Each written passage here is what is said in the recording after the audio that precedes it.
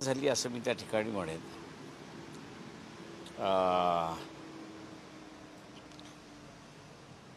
विरोधी पक्ष सगळे एकत्र येतात आहेत, ही मला वाटते एक चांगली साईन आहे. आणि केंद्रातलं BJP RSSचं गव्हर्मेंट जे आहे त्याला आपण असा मुकाबला केला पाहिजे आणि त्याला सत्तेवरनं आपण बाजूला केलं पाहिजे. ही मागणी घेऊन येतात आहेत एकत्र, ही फार चांगली गोष्ट आहे, स्वागतार्ह आहे. आणि सीट शेअरिंग जे जेवढ्या लवकरात लवकर होईल तेवढं अधिक चांगलं आहे असं मी त्या ठिकाणी मानतो आहे. पण या बैठकीचं निमंत्रण आपल्याला होतं का? आणि दुसरं की या बैठकीमध्ये जे चर्चा झाल्यात कॉमन मिनिमम प्रोग्राम करण्यासंदर्भामध्ये, तर त्याच्यामध्ये लीड कोण असावा यावरून अजूनही ठरले नाही आहे. ते नितीश कुमार असतील का शरद पवार असतील का ममता बॅनर्जी असतील, पण तुम्हाला निमंत्रण होतं आहे ते आम्ही असं हे नॅशनल पार्टीचं होतं असं मी त्या ठिकाणी समजतो आहे. आणि त्याच्यामुळे रिजनल पार्टीजना काही त्यांनी बोलवलं नाही, हा त्यांचा इश्यू असं मी त्या ठिकाणी मानतो आहे. राहिलं दुसरं याच्यामधला असणारा एक भाग की कॉमन मिनिमम प्रोग्रॅम हा अगोदर झालेला आहे. मी असं मानतो आहे की मनमोहन सिंगच्या कालावधीमध्ये असणारा कॉमन मिनिमम प्रोग्राम झालेला आहे. त्याच्यामुळे अडचण काही येईल कॉमन मिनिमम प्रोग्रामवरती असं मला त्या ठिकाणी दिसत नाही आहे. परंतु राष्ट्रवादीमधला जो एक गट आहे किंवा या पक्षामधला जो एक गट आहे त्यांचं म्हणणं आहे की काही नाव घेतले चंद्रशेखर राव असतील किंवा आपलं असेल किंवा MIM असेल, असे पक्ष जे आहेत ते अपोजिशनमध्ये घेताना विचार करायला पाहिजे, कारण त्यांची भूमिकासुद्धा तपासायला पाहिजे. ते प्रत्येक पक्षाला आपली आपली भूमिका मांडण्याची असणारी संधी त्या ठिकाणी असते. त्याच्यामुळे ज्यांनी कोणी मांडला असेल हा त्यांचा असेसमेंट आहे त्या सगळ्या ह्याच्यामध्ये. त्याच्यामुळे असं ज्याला आपल्याला म्हणता येईल की इंटर कॉन्फ्लिक्ट्स आहेत का विदिन या आघाडीमध्ये, तर ते नेहमी राहणारच आहेत. पण ऑब्जेक्ट असेल या ठिकाणी की BJP आणि RSSचं गव्हर्मेंट गेलं पाहिजे, हा जर ऑब्जेक्ट असेल तर माझ्या मताप्रमाणे सगळ्यांनी आपापले असणारे मतभेद जे आहेत किंवा भूमिका ज्या आहेत त्या बाजूला ठेवून जर एकत्र आले तर ते यशस्वी होऊ शकतात अशी परिस्थिती आहे. आता आम्ही फक्त असताना महाराष्ट्रापुरते आहोत. फार 48 जागा आहेत. 544 जागेंमध्ये 48 जागा हा मायनर फॅक्टर आहे असं मी त्या ठिकाणी मानतो. औरंगजेबाच्या या पोस्टरवरून पण मोठा गदारोळ झालेला आहे. मुंबईमध्ये काय बॅनर लावले की जिथे तुम्ही आणि उद्धव ठाकरे पोस्टरवर दिसलात आणि मध्ये औरंगजेब दिसतं. ते माझं म्हणणं असं आहे की मी सोमवारी जे आहे दिल्लीवरूनच आपल्याशी या विषयावरती बोलणार आहे. त्याच्यामुळे सोमवारपर्यंत थांबा. पण एक आहे की ह्या अपोजिशनचा चेहरा कोण असावा, म्हणजे की पण एकीकडे केजरीवाल जे आहेत ते त्यांची भूमिका अजून स्पष्ट करत नाहीत, कारण काँग्रेसनं अध्यादेशाच्या मुद्द्यावर पाठिंबा द्यावा म्हणून केजरीवाल बसलेले आहेत. ममता बॅनर्जी आहेत. या सगळं कडबोळं आणणं आणि चेहरा आता ठरवणं हे गरजेचं आहे का? ते माझं एक म्हणणं असं आहे की ज्यावेळेस हे नॅशनल कॅपिटल बिल ज्यावेळेस आणलं होतं त्यावेळेस त्या बिलाच्या विरोधात राज्यसभेमध्ये विरोध करणारा मी एकटाच होतो. त्यावेळेस मला माझं म्हणणं त्यावेळेस असताना मांडण्याची संधीसुद्धा त्यावेळेस दिली नाही. मतदान विरोध करतोय हे म्हटल्यानंतरसुद्धा. पण नंतर ज्यावेळेस मला संधी मिळाली त्यावेळेस मी त्यांना असं म्हणालो होतो की नॅशनल कॅपिटल ज्यावेळेस आपण म्हणतो त्यावेळेस असणारा वॉशिंग्टन DC आणि वॉशिंग्टन हे आपण असणारं त्या ठिकाणी पाहिलं पाहिजे. आपण असणारं युनियन ऑफ स्टेट आहोत असं त्या ठिकाणी आपण बोलतो. तेव्हा युनियन ऑफ स्टेट असल्यानंतर त्या सगळ्या स्टेटचं एक कॅपिटल असणं हे महत्त्वाचं आहे. आणि ते कॅपिटल सर्वांचं आहे असा फेस त्या ठिकाणी आला पाहिजे. आणि म्हणून हे बिल जे आहे हे बिल त्या इश्यूला ॲड्रेस करत नसल्यामुळे कालांतराने दिल्ली नॅशनल कॅपिटल जे आपण केलेलं आहे त्यांचं आणि सेंटर यांचा असणारा वाद सुरुवात होईल. आणि हा वाद सुरुवात झाला की मग स्टेट क्वेश्चनिंग करायला सुरुवात करतील की why we should be ruled by one state only. हा त्याच्यामुळे असणारा तो जो त्यावेळेसचा घोळ झालेला आहे. वॉशिंग्टन आणि वॉशिंग्टन डी सीचं मी उदाहरण याचं दिलं की वॉशिंग्टन डी सी हे पूर्णपणे प्रेसिडेंट ऑफ अमेरिका यांच्या अंडरखाली आहे. वॉशिंग्टन जे आहे त्याचा असणारा स्टेट आहे अशी असणारी परिस्थिती आहे. तशाच रीतीने असणारं दिल्ली नॅशनल कॅपिटल ज्यावेळेस करायचं होतं त्यावेळेस त्याची बाउंड्री ठरवून this is Delhi national capital आणि हे दिल्ली नॅशनल कॅपिटलचं ज्युरिडिक्शन हे सेंट्रल गव्हर्नमेंटचंच राहील, युनियन ऑफ इंडियाचंच राहील. आता आपल्याला दिसतं की त्याच्यावरनं कॉन्फ्लिक्ट होताना दिसतात आहेत की युनियन टेरिटरी म्हणून जी आहे त्या युनियन टेरिटरीवरती असेंब्ली राज्य करणार की पार्लमेंट राज्य करणार असा कॉन्फ्लिक्ट त्या ठिकाणी सुरुवात झालेला आहे. आणि केजरीवालाने उपस्थित केलेला हा मुद्दा याच्याशी निगडीत असल्यामुळे मला वाटतं नॅशनल पार्टीज थोडं फुकून आपली भूमिका घेतात आहेत असं मला त्या ठिकाणी दिसतंय.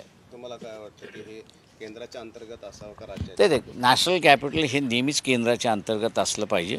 त्याच्यामध्ये दिल्ली हे आता वाढत गेलेलं आहे त्याच्यामुळे त्याचं स्टेट असेंब्ली असणं गरजेचं नाही. म्हणून मी जसं म्हटलं आहे की Washington and Washington D C अशाच पद्धतीने असणारं न्यू दिल्ली आणि दिल्ली असं जर बॅरेकिंग झालं तर माझ्या अंदाजानं हा जो कॉन्फ्लिक्ट उभा राहिलेला आहे तो कॉन्फ्लिक्ट उभा राहणार नाही.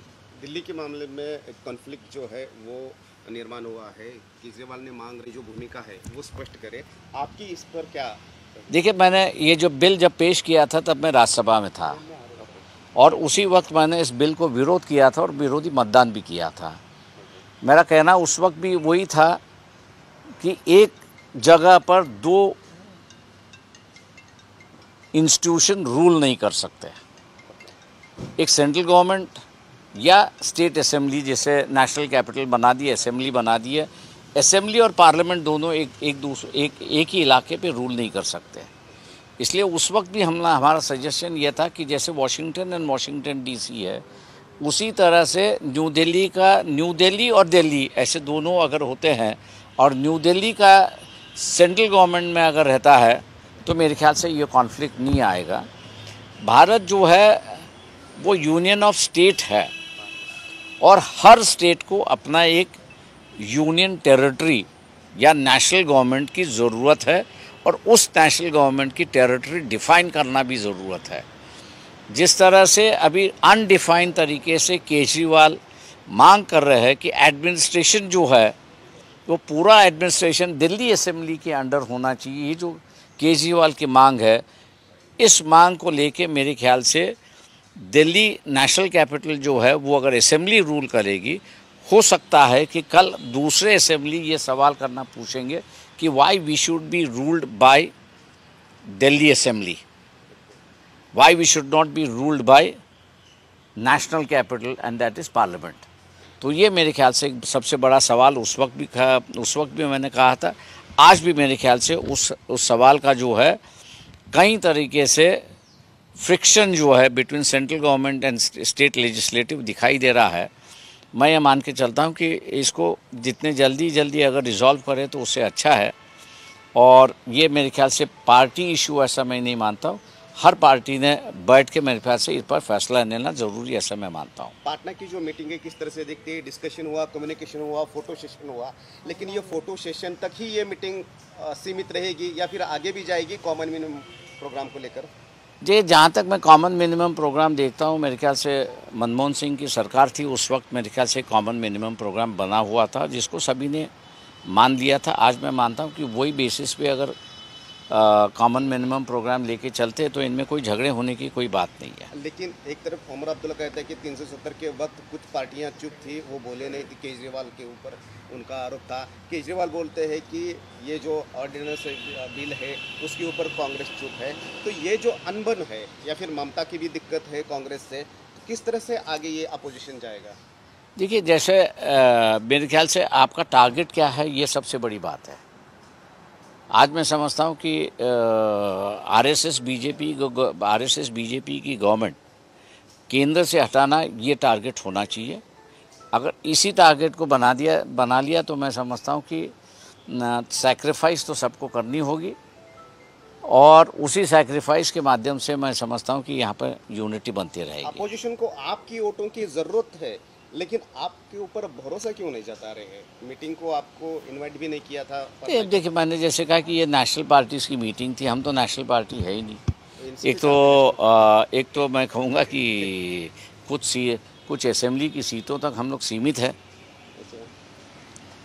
आज भी एक ऑल पार्टी मीटिंग बुलाई गई है मणिपुर के बारे में अमित शाह ने, मणिपुर में जो इंसिडेंस हुआ है, वायलेंस हो रहा है, उसके ऊपर। देखिए, this is a fall out of RSS BJP का जो रिलीजियस एजेंडा है, उस रिलीजियस एजेंडे का फॉल आउट है, ऐसा मैं मान के चलता हूँ। और कल की मीटिंग में मेरे ख्याल से इसको हाईलाइट होना चाहिए था, ऐसा मैं मानता हूँ। क्योंकि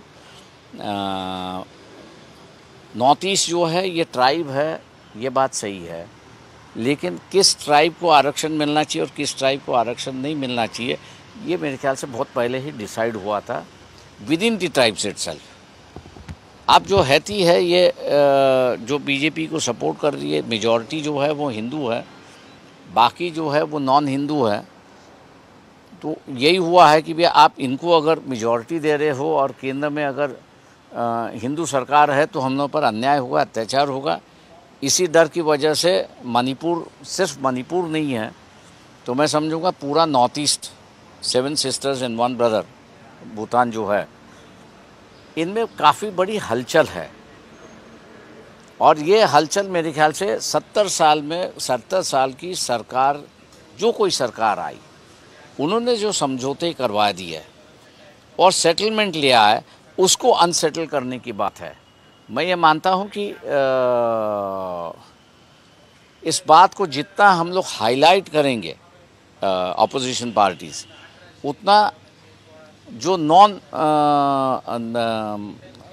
नॉर्थ ईस्ट के स्टेट्स जो है उनको मेरे ख्याल से नॉर्थ ईस्ट की जानकारी होगी और नॉर्थ ईस्ट जो है भारत के लिए कितना महत्वपूर्ण है इसका मेरे ख्याल से जानकारी होगी।